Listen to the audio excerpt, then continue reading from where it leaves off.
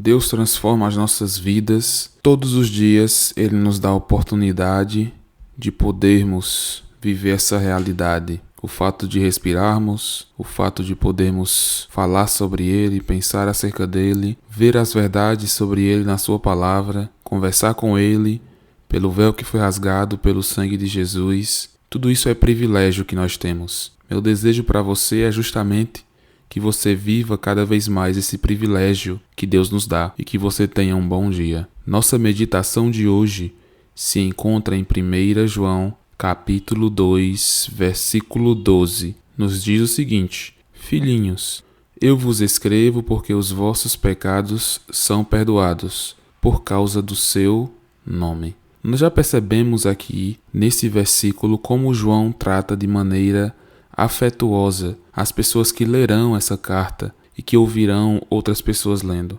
Um cuidado amoroso que João tinha para com aqueles irmãos. Por isso que essa carta também fala muito acerca do amor, o amor por Deus e o fato de não amarmos o mundo. E aqui você percebe uma indicação disso nesse trato que João tem para com aqueles irmãos. E é esse mesmo trato que nós devemos ter uns para com os outros, como ele mesmo diz. Aquele que ama seu irmão permanece na luz e nele não há nenhum tropeço. Aqui nesses versos, a partir desse versículo 12 até o versículo 14, o apóstolo João começa a dizer aqui algumas afirmações acerca do seu propósito, pelo qual ele está falando acerca dessas coisas. E ele seleciona alguns públicos específicos. Nesse versículo 12, ele fala sobre os filhinhos, possivelmente tratando a todos de maneira mais geral.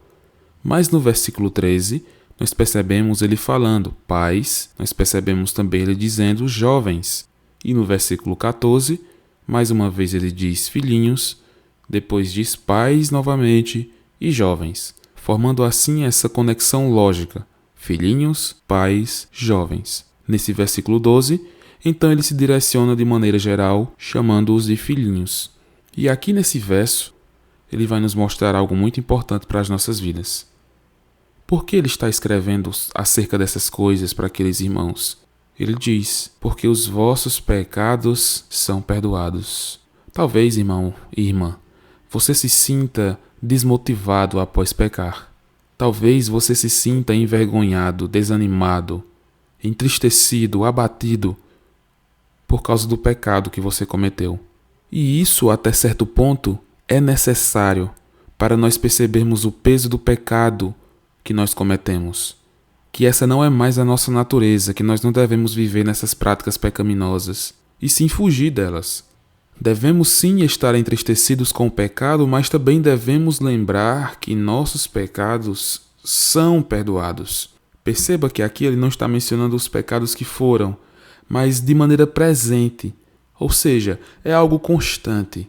Todas as vezes que clamarmos a Deus por seu perdão, através do sangue de Jesus, Deus nos perdoa, desde que haja sinceridade em nossas vidas, que creiamos, como é descrito, com o coração se crê para a justiça. Se nós sinceramente pedirmos perdão a Deus, nossos pecados são perdoados. Isso deve trazer alegria para o seu coração, irmão e irmã, porque muitas vezes Satanás nos tenta com pecados já perdoados. Até mesmo as pessoas que nos rodeiam nos tentam, nos provocam com pecados que Jesus já perdoou. E se Jesus já perdoou, irmão e irmã, fique em paz diante dele. Não se sinta pressionado a tomar uma posição, sendo que você já tomou uma posição diante de Deus, de arrependimento, de quebrantamento de coração, de pedido de perdão.